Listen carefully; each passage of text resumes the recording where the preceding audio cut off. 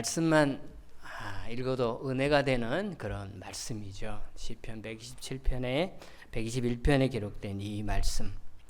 굳이 우리가 알고 있는 성경 말씀 중에 가장 좋아하는 손구 한번 서예를 매겨보자 라고 한다면 아마도 5손가락 안에 들어갈 정도로 굉장히 우리에게 큰 은혜가 되고 우리 성도들이 많이 좋아하는 그런 말씀입니다. 또 지난 2000년 동안 우리가 기독교 역사를 보아도 수백만, 수천만의 성도들이 이 말씀을 사랑하고 그리고 이 말씀을 통해서 얼마나 큰 위로를 받고 또 우리가 말씀 붙들고 인생의 삶을 살아가게 되었는지, 그러다가 하나님 품으로 돌아가게 되었는지 얼마나 큰 위로가 되는 말씀이죠.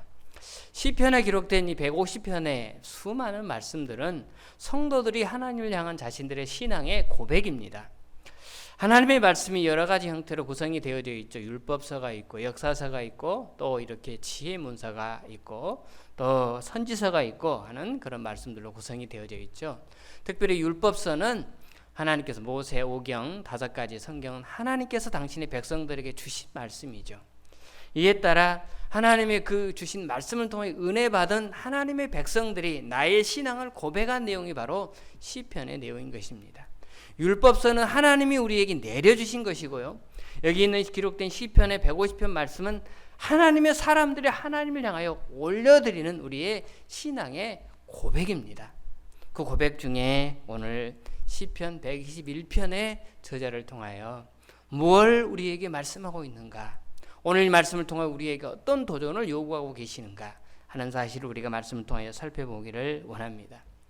우리는 오늘 이 기록된 말씀을 너무나 좋아합니다. 그래서 노래로도 만들어서 이따가 이제 설교 끝나고 부를 찬송가 가사에도 또 우리가 여기 있는 이 말씀이 기록이 되어져 있습니다. 복음성가도 하나님은 너를 지키시는 자, 너의 우편에 그늘 되시며 너의 모든 삶을 지켜주실 것이라고 고백하는 그러한 복음성가도 우리가 만들어서 하나님을 찬양합니다.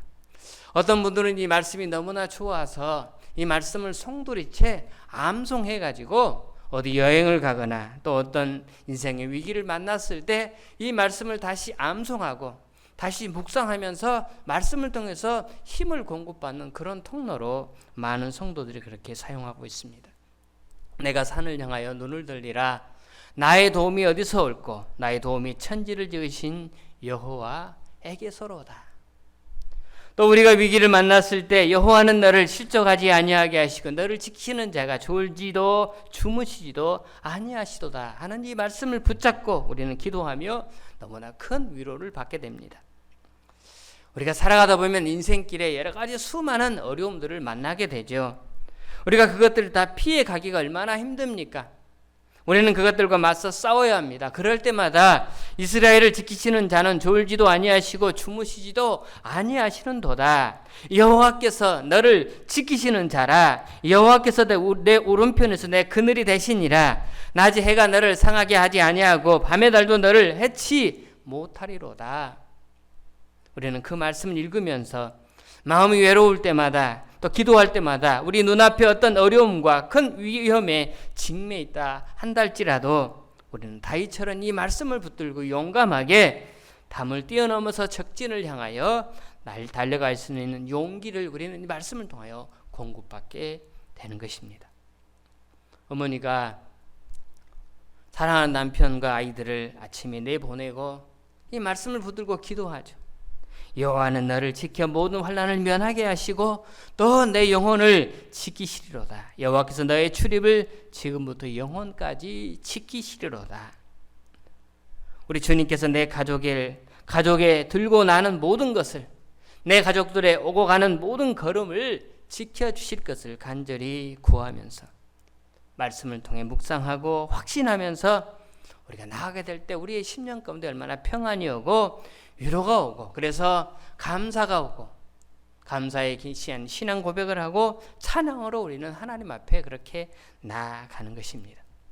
얼마나 좋아, 얼마나 큰 위로가 되는 그런 하나님의 말씀입니까? 그런데요, 이렇게 좋아하는 말씀이요, 이렇게 큰 위로가 되는 말씀이요, 이렇게 큰 힘이 되는 이런 말씀인데도 불구하고 이 말씀이 어떤 때는 오히려 우리에게 심한 격동을 일으킬 때가 덜어 있다는 사실입니다. 마음의 회의감을 가져올 때가 덜어 많더라는 것입니다. 우리 마음에 심한 동요를 일으키는 어떤 요소로도 이 말씀이 사용되는 경우가 너무너무 많더라는 것입니다. 여러분, 언제입니까? 이 말씀에서 하나님이 말씀하시는 이 귀한 기록된 말씀과 내 삶에 상반된 그런 일들이 나타나게 됐을 때 우리는 말씀이 우리에게 위로를 주고 힘을 주는 게 아니고 오히려 이 말씀이 나에게 나의 신앙을 처절하게 만들고 나를 초라하게 만드는 그런 요소로 다가올 때가 너무너무 많더라는 것입니다. 믿음이 좋은 집사님이 계셨습니다. 그분은 그 교회에 꺾어지도 하시고 교회 학교 아이들 또 가르치는 교사로도 봉사하시고 또 성가대로도 봉사하시고 또 매 시간만 나면 교회 와서 기도하시고 교회에 또 걸레를 들고 청소하고 하는 그런 역할들을 잘 감당했던 그런 젊은 집사님이셨습니다. 그런데 그분이 어느 날 주일날 하루의 모든 사역을 마치고 돌아가다가 그만 교통사고를 당해서 너무나 큰 사고를 당해가지고 중태에 빠지게 되었습니다. 여러분, 이분 가족들에게 오늘 이 말씀이 어떻게 들려질까요? 여러분, 이분은 그렇다 치고요, 제가 아는 어떤 분은요, 저 화성 외곽에서 직장 생활을 하시던 그런 분이었는데 수요일날 수요 예배에 참석하기 위해서 성가대원이라 일찍 오셔가지고 성가대 연습하고 수요 예배를 참석하기 위해서 회사에서 조금 일찍 나온 겁니다. 그래 외곽이다 보니까 버스를 기다리다가 버스가 안 오니까 어떤 점잖게 생긴 어떤 남자분이 차를 가지고 와서 타라고 해서 인상 보니까 너무너무 좋은 거예요. 그냥 탔어요. 근데 그날 그분에게 죽임을 당한 것입니다.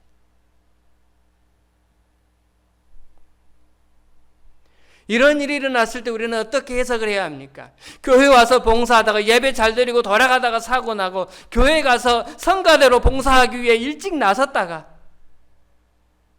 물론 본인이 그냥 버스를 탔으면 되는데 다른 사람이 타라는 그 차를 탔기 때문에 그런 사고를 당하기도 했지만 하나님 앞에 조금 더 일찍 가서 찬양으로 연습하고 준비해서 예배하기 위해서 본인은 일찍 나선 것인데 이런 엄청난 이런 가슴 아픈 사연을 맞이한 그 가족들에게 오늘의 이 말씀이 어떻게 다가올까요? 차라리 하나님께서 말씀하시기를 나는 능력이 제한되어 있다. 나 능력 그렇게 크지 않아. 그러니 늘 조심해. 이렇게 했다면 그런 일을 당하는 것은 하나님이 능력이 없어서 그렇고 네가 조심하지 않아서 그렇구나. 그걸 항상 조심하자 하고 그럴 텐데 하나님은 얼마나 말씀을 통해 우리에게 자신만만하게 이 말씀과 내 상황과 너무나 하나님께서 말씀을 해놓고는 우리에게 벌어지는 이 상황과 하나님의 말씀이 너무나 상반되게 너무나 거리가 먼 상황을 직면하게 됐을 때 우리에게 치밀어 오르는 이 감정을 어떻게 해소할 수가 있겠습니까? 우리는 이 말씀 앞에서 도대체 어떤 의미로 이 말씀을 받아들여야만 되겠습니까? 오늘 말씀 8절의 말씀이지만 딱 하나예요. 주제는 하나입니다. 하나님이 지켜주신다. 지킨다 그 말입니다. 그래서 성경에 지킨다라는 말이 8절 중에 6번이나 반복됩니다. 6번이나 반복된 이 말씀을 통하여 하나님은 우리를 완전하게 지켜주신다. 하나님은 수없이 말씀하시면서 우리에게 그렇게 약속하셨습니다. 3절에도 여호와께서 너를 지키시는데 지키는 자가 졸지도 아니하시는다. 3절 다 같이 보죠. 시작. 여호와께서 너를 실족하지 아니하게 하시며 너를 지키시는 이가 졸지 아니하시리로다. 우리를 실족하지 않도록 하나님이 지키시는데 그 하나님이 졸지도 아니하신데 주무시지도 아니하신대요. 4절에도 반복되죠. 4절 다 같이 보겠습니다. 시작. 이스라엘을 지키시는 이는 졸지도 아니하시고 주무시지도 아니하시리로다. 이스라엘은 하나님이 택한 백성이죠. 더 나아가서 하나님이 택한 것입니다. 하나님의 것입니다. 하나님의 것들은 하나님이 지키신다는 것입니다. 하나님은 주무시지도 아니하시면서 우리를 그냥 철석 같은 방어벽을 가지고 우리를 지키신다라고 그렇게 약속하셨습니다. 5절에도 말씀합니다. 5절에도 다 같이 봅니다. 시작. 여호와는 너를 지키시는 이시라. 여호와께서는 내 오른쪽에서 내 그늘이 되시나니. 7절에도 말씀합니다. 7절 시작.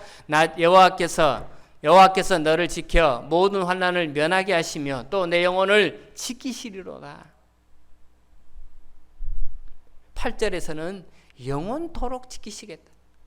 여호와께서 너의 출입을 지금부터 영원까지 지키시리로다. 끝까지 지키신다고 철석같이 하나님이 그렇게 약속했습니다. 그런데 이렇게 약속을 했는데 하나님이 일을 하다가 그냥 대충 믿은 것도 아니고 뭐 성가대 한번 빠지면 어떤다고 일찍 나섰다가 성가대 연습에 하나님 앞에 영광 돌리게 일찍 나섰다가 이런 일을 당하게 됐을 때 오늘 이 말씀이 어떻게 다가오게 되겠습니까?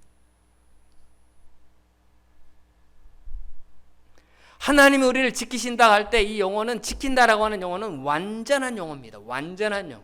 우리 부모가 나 자식들을 지켜 내가 지킬 거야. 아니요. 아무리 부모가 능력이 뛰어나도 자식들을 지킬 수 없죠. 그러나 하나님이 말씀하시는 이 지킨다는 용어는 완벽한 용어거든요. 그 하나님이 우리를 지키심은 흠잡을 데 없습니다. 졸지도 주무시지도 아니하신다. 여러분 이 말씀은 조금의 방심하심도 없이 전혀 조금의 방심하심도 없고 하나님은 그렇게 방심하지 않고 우리를 지키신다 그 말입니다. 또 하나님은 우편에서 우리를 지켜주신다라고 말씀하죠. 여기 우편은 나의 가장 가까운 것이고 가장 완전한 것입니다. 가장 가까운 곳, 가장 완전한 곳에서 가장 큰 힘으로 나를 지켜주신다. 이 말씀이 바로 우편에서 지켜주신다라는 그런 의미입니다. 영원까지 지켜주신다라고 하는 말씀은 지키다가 안 지키다가 이렇게 변하는 게 아니라 변함없이 우리를 지켜주신다. 하나님이 그렇게 말씀하고 계시는 것입니다. 게다가 하나님 우리를 지키시는 정도가 어떻습니까? 실족하지 않게 지켜주시고 낮이 해가 밤에 달이 너를 해치지 못하도록 지켜주시고 또 환난을 면하게 하시고 우리는 이런 말씀을 놓고 묵상을 하다가 갑자기 내 인생에 이해하지 못할 일들이 발생하게 되었을 때 내 사랑하는 가족들에게나 아니면 믿음이 좋은 교우들에게 이런 일이 일어나 버리면 여기 있는 이 모든 말씀이 거짓말 같아요. 공수표 같아요. 그냥 하나님이 날리는 그런 말인 것 같습니다. 전혀 하나님이 나를 지키신다라고 하는 느낌이 전혀 안 드는 것입니다. 여러분 그렇다면 하나님이 여기에 있는 이 말씀을 공수표로 하셨을까요? 거짓말 하셨을까요? 하나님이 괜히 보호해 준다고 말만 하고 공수표만 그렇게 남겼을까요? 아니죠. 그럴 리 없습니다. 절대 하나님은 거짓말을 하셨다고 우리는 말을 못합니다. 왜냐하면 우리 하나님은 거짓말을 하시는 분이 아니기 때문입니다. 아무리 하나님이 거짓말을 하신 것처럼 내 눈에 그렇게 보여도 하나님은 거짓말을 하시는 분이 아니라는 사실입니다. 그렇다면 하나님은 우리에게 거짓말 하신 것처럼 그렇게 느껴질 때 하나님이 내 인생 가운데 오셔서 도와주지 않는 것처럼 내가 느껴질 때 우리는 어떻게 해야 하겠습니까? 오늘의 이 말씀의 상황과 오늘의 이 말씀과 내가 겪고 있는 이 상황과 너무나 거리감이 멀 때 우리는 어떻게 하겠습니까?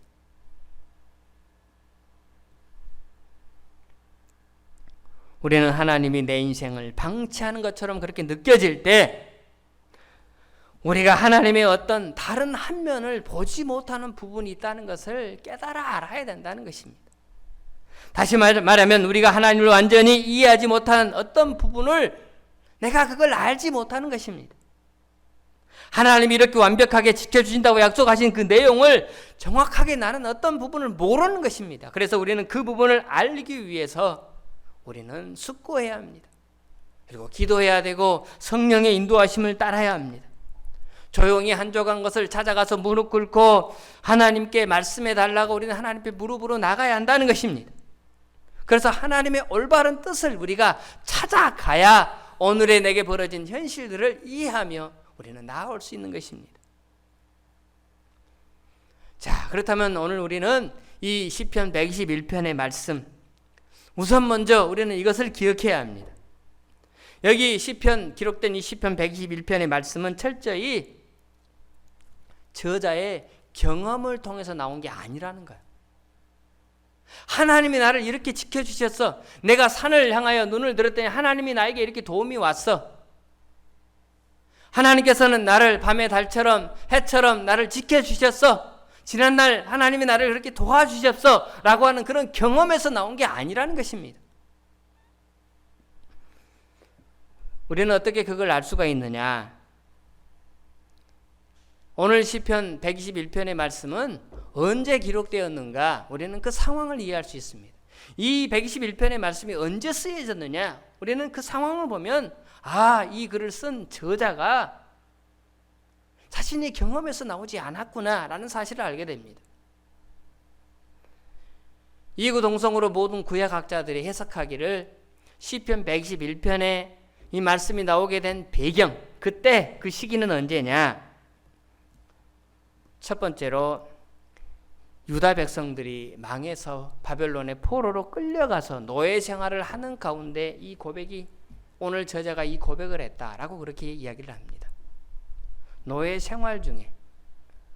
그리고 두 번째는 그 바벨론 노예 생활 70년의 기간이 거의 끝나갈 즈음에 다시 유다 땅으로 돌아올 어떤 희망을 가지고 있을 때 이 시를 썼다라고 그렇게 학자들이 해석을 합니다.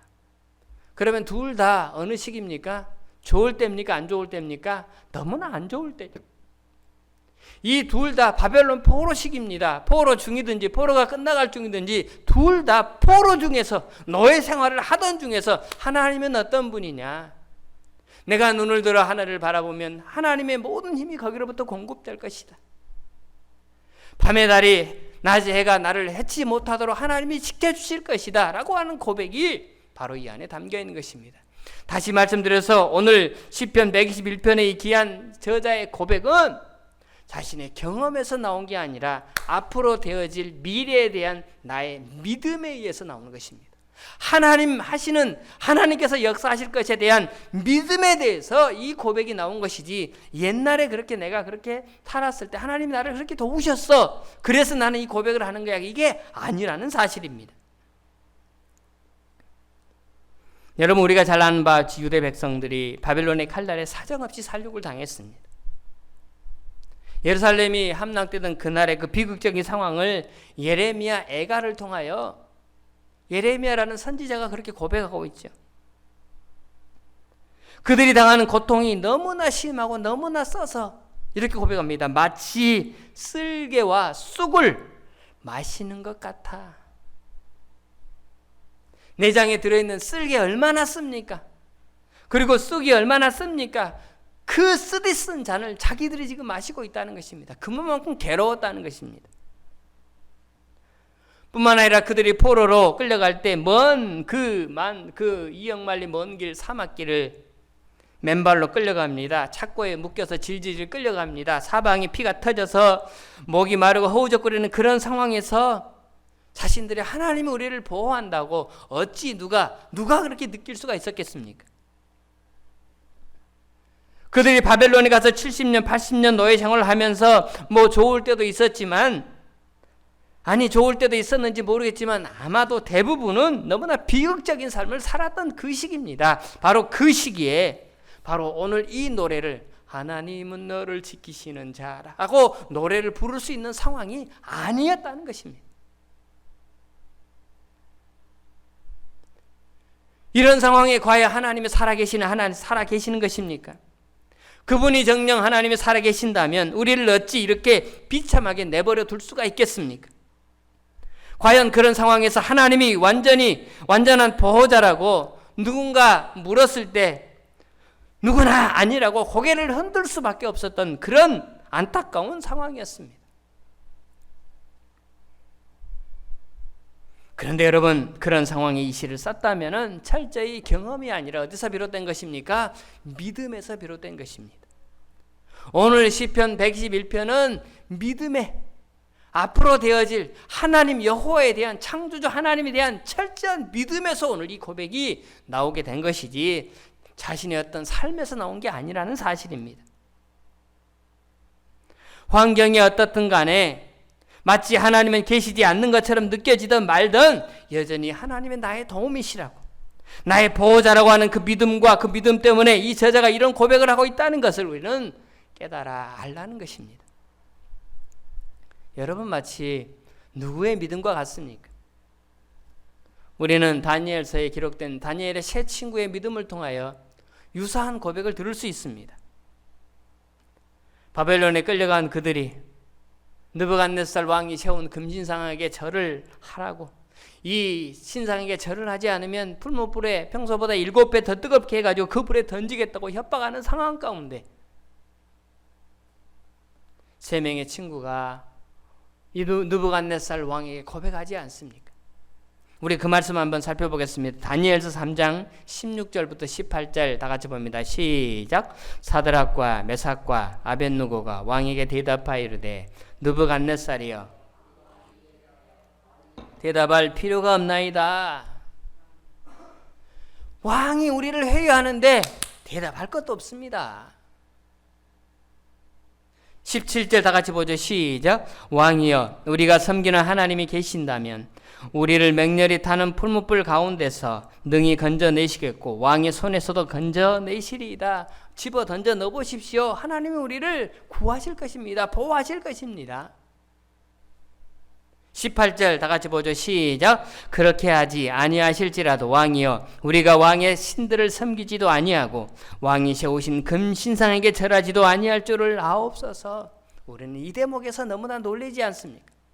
그렇게 하지 아니할지라도, 그리 아니하실지라도, 우리가 죽을지라도, 풀무불에 던져져서 불타져서 한 줌의 채도 남지 않도록 그렇게 사라질지라도 나는 이 신상 앞에 절하지 않겠습니다. 오직 하나님만을 경배하겠습니다. 라고 하는 위대한 고백이 이 안에 담겨 있는 것입니다. 오늘 시편 121편의 저자도 마찬가지인 것입니다. 내 지금 상황은 처절하게 끌려와 있고 정말 노예로서 인간 같지 않는 그런 수많은 핍박과 수많은 억압 속에 그렇게 살아가지만 하나님이 겉으로 보기엔 나를 내버려 두고 하나님 뭔가 어디로 떠나신 것 같고 아니 계신 것 같은 이런 상황이지만 그럼에도 불구하고 나는 하나님의 보호를 현재 받고 있고 앞으로도 더 좋은 날로 하나님이 나를 이끌어 주실 줄로 믿습니다라고 하는 이 놀라운 고백이 오늘 시편 121편에 담겨 있는 것입니다. 여러분, 이런 배경을 놓고 생각해 볼 때 아하, 야, 오늘 말씀이 바로 이런 말씀이구나. 우리 1절 말씀 한번 다 같이 고백해 볼까요? 시작. 내가 산을 향하여 눈을 돌리라. 나의 도움이 어디서 올까? 내가 산을 향하여 눈을 들리라. 나의 도움이 어디서 올까? 나는 눈을 들겠습니다. 어디로? 산으로. 여기서 말하는 산은 1차적으로 예루살렘 성전이 있는 모리아 산입니다. 그러면 바벨론 땅에서 예루살렘 성전에 있는 모리아 산, 예루살렘 성전이 있는 모리아 산이 보입니까? 안 보이죠.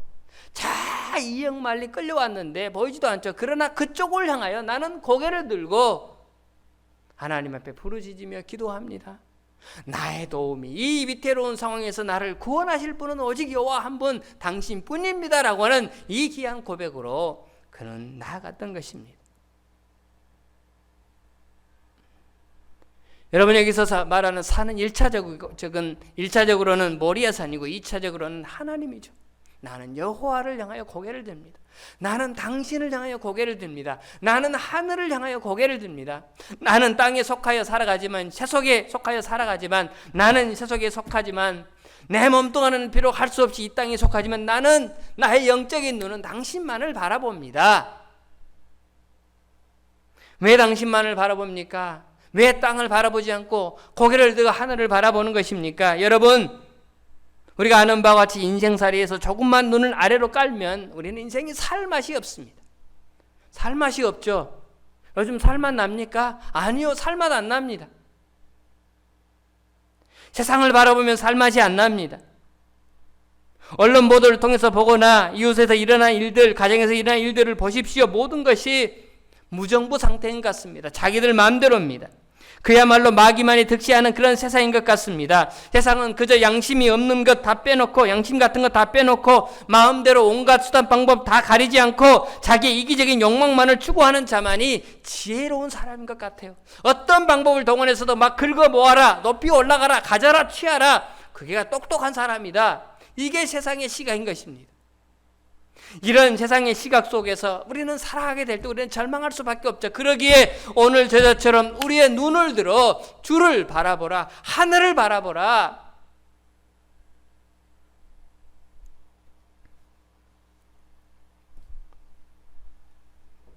저자가 이 고백을 하면서 나름대로 믿음을 가지고 자기를 붙들어 달라고 두렵고 자기의 마음을 하늘에 붙들어 두려고 참으로 노력하면서 무진 애를 쓰는 그런 모습을 우리가 볼 수가 있습니다. 우리가 뭘 보고 아느냐면 여러분 1절과 2절은 그 주어가 납니다. 내가 산을 향하여 내가 눈을 듭니다. 주어가 나예요. 그런데 여러분 3절부터는 그 주어가 뭘로 바뀝니까? 너로 바뀌어요. 너로. 내가 산을 향하여 눈을 들리라. 나의 도움이 어디서 올꼬? 나의 도움은 천지를 지으신 여호와에게서로다 라고 하더니 3절부터는 뭐라고 나옵니까? 여호와께서 너를 실족하지 아니하게 하시며 너로 바뀌는 거예요. 그렇다면 여기에 나오는 너는 누굽니까? 나하고 다른 사람입니까? 아닙니다. 1절 2절에 기록된 나와 똑같은 사람이에요. 내가 나 스스로에게 너라고 말하면서 뭘 합니까? 권면을 하는 거예요. 용기를 주는 것입니다. 내가 산을 향하여 눈을 들리라. 나의 도움은 하나님께로부터 온다. 그렇지, 그래, 하나님께로 와. 그래서 내가 아무리 내 환경이 고통스럽고 절망질을 할지라도 나를 도와주는 분은 하나님 한 분뿐이야. 하나님은 나를 도와주시고 나를 보호하시는 것 같아. 그래, 믿지. 그러다가 마음이 요동을 쳐요. 환경을 보니까 흔들려요. 조금만 시간이 지나면 또 마음이 흔들리고 고통을 당하면 회의감이 찾아오고 절망감이 밀려옵니다. 그럴 때 내 흔들리는 내 신앙의 자아를 내 스스로 붙잡기 위해서 자기 자신을 보고 뭐라고 말합니까? 자기 자신을 보고 여호와께서 너를 지키고 계셔. 그러니 흔들리지 마. 내가 나에게 말하는 거예요. 여호와께서 내 오른쪽에서 계시면서 너를 실족지 않게 하셔. 여호와께서 너를 지키시고 계시거든. 하나님이 내 우편에서 내 그늘이 되신단다. 그러니 흔들리지 마. 내가 나에게 흔들릴 때마다, 절망이 다가올 때마다, 그래서 하나님에 대하여 회의감이 들 때마다 내 스스로에게 외치는 것입니다. 인간이 얼마나 연약합니까? 결단하고 결심을 해도 순간적으로 무너집니다. 우리의 믿음이 아무리 강한 척을 해도 벌어진 사건들로 인하여 우리는 요동치는 그런 삶 가운데 살아갈 수밖에 없습니다. 저자도 아무리 내가 산을 향하여 눈을 들고 믿음으로 하나님이 나의 보호자라고 고백을 했지만 순간적으로 흔들리고 고통이 그렇게 밀려온 것입니다. 그럴 때마다 자기를 붙들고 나를 격려하는 것입니다. 하나님이 나를 눈동자같이 지키고 있어. 흔들리지 마. 요동치지 마. 자지 마. 깨어 있어. 나를 바라봐. 그래서 내가 너로 그렇게 고백하는 것입니다. 이 고백을 통해서 또한 저자는 우리가 믿는 하나님은 완전한 보호자이시다 라고 하는 믿음을 이 안에 담고 있는 것입니다. 상황이 이렇든 조건이 이렇든 환경이 이렇든 때가 이렇든 관계없습니다. 하나님은 완전한 보호자시다. 하나님은 완전한 우리의 창조자이시고 그 창조자이신 하나님이 완전하게 우리를 지키고 계신다라고 하는 확고한 믿음을 회복하라고, 내 스스로에게 격려하면서 그 믿음 가운데 거하라고.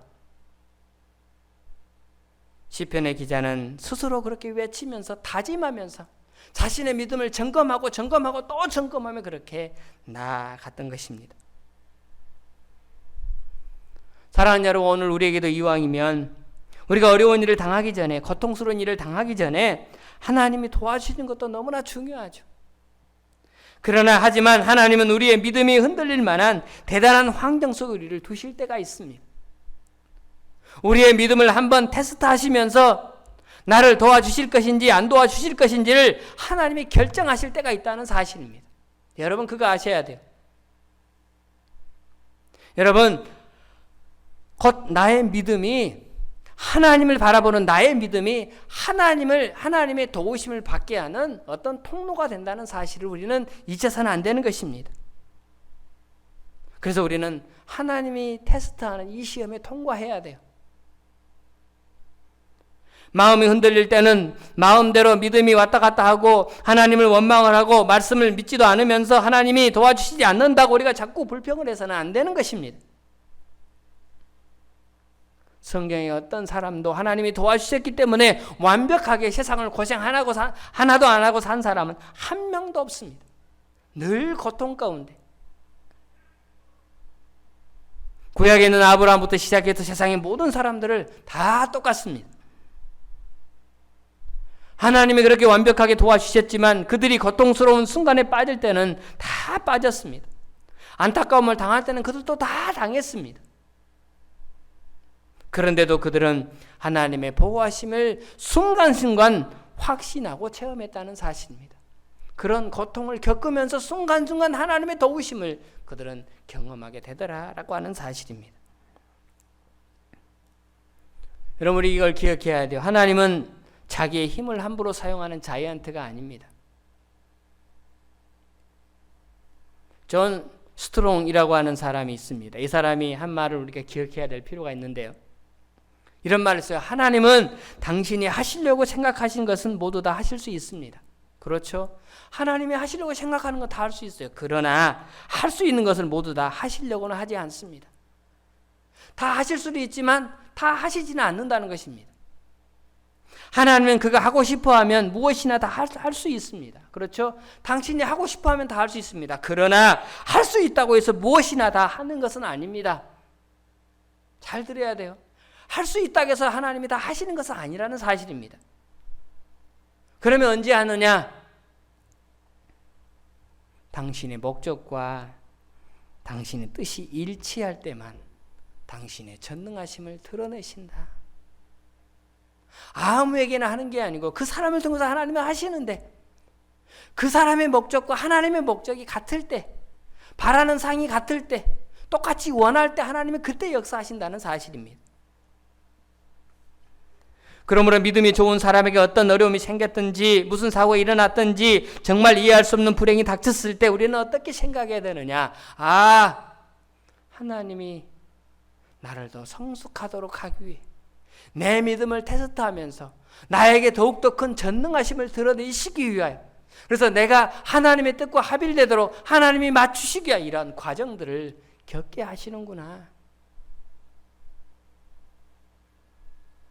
하나님은 나를 연단하시는 것입니다. 하나님은 나의 신앙이 좀 더 성숙해지고 성장하기를 원하고 내 인격이 좀 더 하나님의 마음에 드는 수준에 올라가기를 원하시는 것입니다.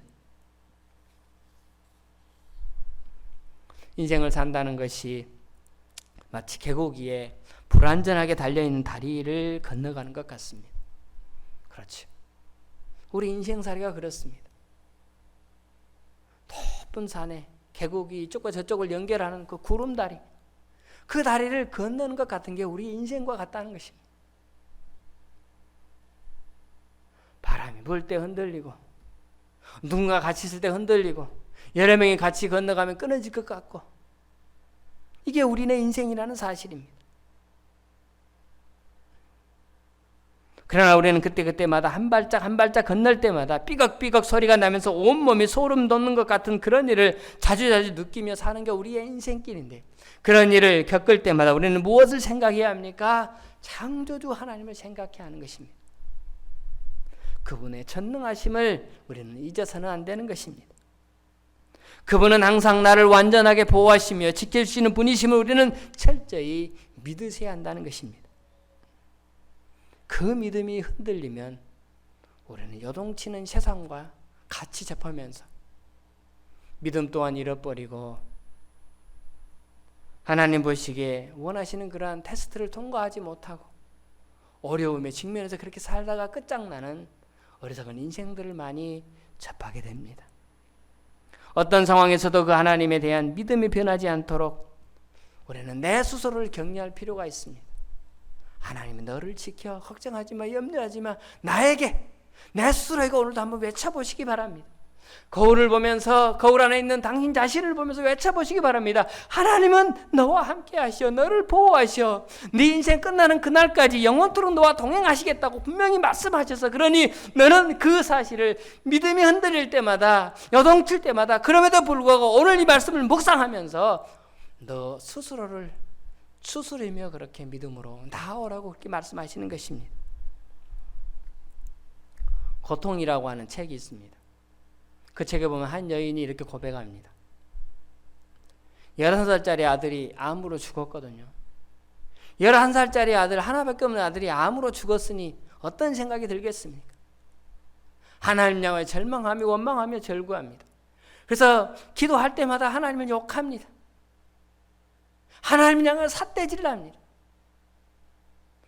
이해가 됩니다. 11살밖에 안 먹은 그 아들이 암으로 죽었으니, 하나밖에 없는 내 생명 같은 아들이 죽었으니 이해가 됩니다. 그런데 그 여인이 고백하길 이렇게 말합니다. 내가 그렇게 하나님 앞에 불평을 털어놓고 그렇게 하나님을 향하여 욕을 할 때에도 하나님은 한 번도 나에게 화를 내지 아니하시더라. 하나님은 한 번도 나에게 화를 내지 아니하시더라. 자신이 그것을 느꼈다고 합니다. 사랑하는 여러분, 오늘 여러분의 현재적 상황은 어떻습니까? 내가 산을 향하여 눈을 들리라. 나의 도움이 어디서 올고 나의 도움은 천지를 지으신 여호와에게서로다 라고 말할 수 없는 상황일지라도 오늘 나의 믿음을 다시 한번 추스리면서 그 하나님이 너를 지켜줘, 너를 영원토록 동행해줘, 밤낮으로 너를 지켜주시면 너를 인도하실 거야.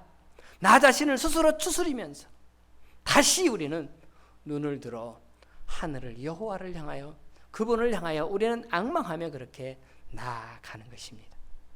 이 한 주간도 그 하나님을 바라보면서 여러분의 믿음이 더욱더 좀 더 성숙해지고, 그러므로 여호와께서 당신의 뜻과 합일이 되는 그 순간이 속히 도우리 하여 하나님의 거룩한 뜻들을 여러분들이 경험하며, 내가 이렇게 여호와를 향하여 눈을 들었더니 하늘에서 이런 도움이 왔다, 나는 이런 경험들을 하게 되었다 고백하는 저와 여러분의 귀한 미래의 삶들이 다 되시기를 주님의 이름으로 축원합니다. 주신 말씀 오늘 마음속에 품면서 함께 찬양합니다. 383장 눈을 들어 산을 보니 도움 어디서 오나, 천지 지은 주 하나님 나를 도와주시네. 그렇습니다. 우리 함께 찬양으로 나가도록 하겠습니다.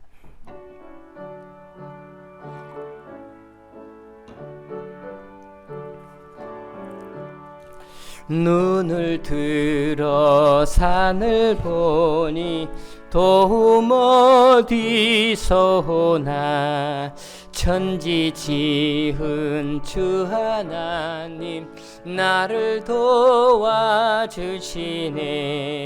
나의 발이 실족지 않게 주가 깨어 지키며, 택한 백성 항상 지켜 길이 보호하시네. 도우시는 하나님이 내게 그늘 되시니, 낮이 해와 밤의 달이 너를 상치 않겠네. 내게 화를 주지 않고 오늘 보호하시며, 너의 출입 지금부터 영영 인도하. 다시 한번 합니다. 눈을 들어 산을 보니 도움 어디서 오나, 천지 지은 주 하나님 주시네. 나의 발이 실족 않게 주가 깨어 지키며, 택한 백성 항상 지켜 길이 보호하시네. 도우시는 하나님이 내게 그늘 되시니 낮이 해와 밤의 달이 너를 상치 않겠네. 내게 화를 주지 않고 오늘 보호하시며 너의 질이 지금부터 영영 인도하시리. 아멘.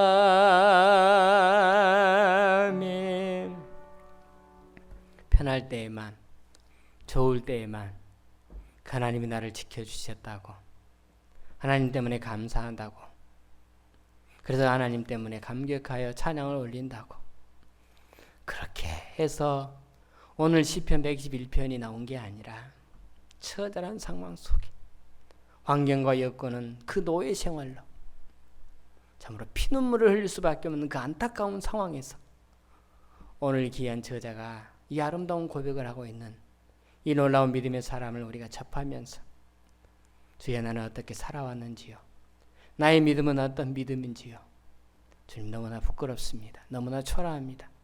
이런 나를 그냥 두지 아니하시고 하나님께서 더욱 믿음에 강한 사람으로, 그래서 오늘 저자의 고백처럼 영원토록 그 하나님 여호와를 향하여 눈을 들어 그 하나님의 놀라운 은총을 기대하며 그 하나님을 믿으며 그렇게 살아갈 수 있는 하나님의 종으로 주께서 우리를 삼으시고 인도하여 주시기 위하여 때로는 어려운 여건들을 만나게 하시고 그러한 과정들을 통과하게 하여 주신 줄로 믿습니다.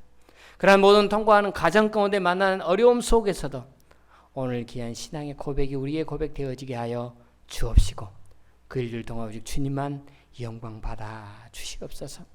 주님은 우리를 더욱 좋게 행복하게 감사함으로 기쁘게 노래하는 삶을 살기를 원하시지만 인간의 연약함 때문에 그 하나님을 믿지 않고 하나님에 대해서 외면하며 살았던 지난날에 우리의 모습들이 얼마나 많았습니까?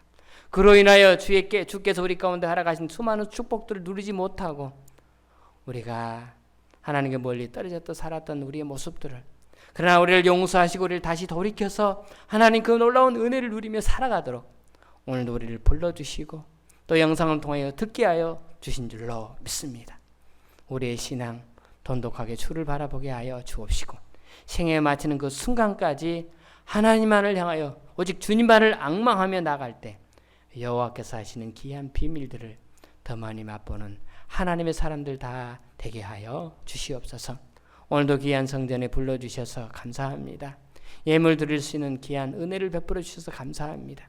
조그마한 정성을 향하여 드리지만 구별하여 여호와께 드리오니 하나님 크게 사용하여 주시어서 귀한 교회가 든든히 쓰고 주의 뜻을 실행하며 어려움이 없도록 역사하여 주옵시고 함께 모두가 참여할 수 있는 은혜로 하나님 우리 모든 성도들을 축복하여 주옵소서. 가정가정에 하시는 모든 일들 위에 풍성한 은혜로 하나님께서 갚으시고 채워주실 줄로 믿고 예수님의 이름으로 기도드리옵나이다. 아멘.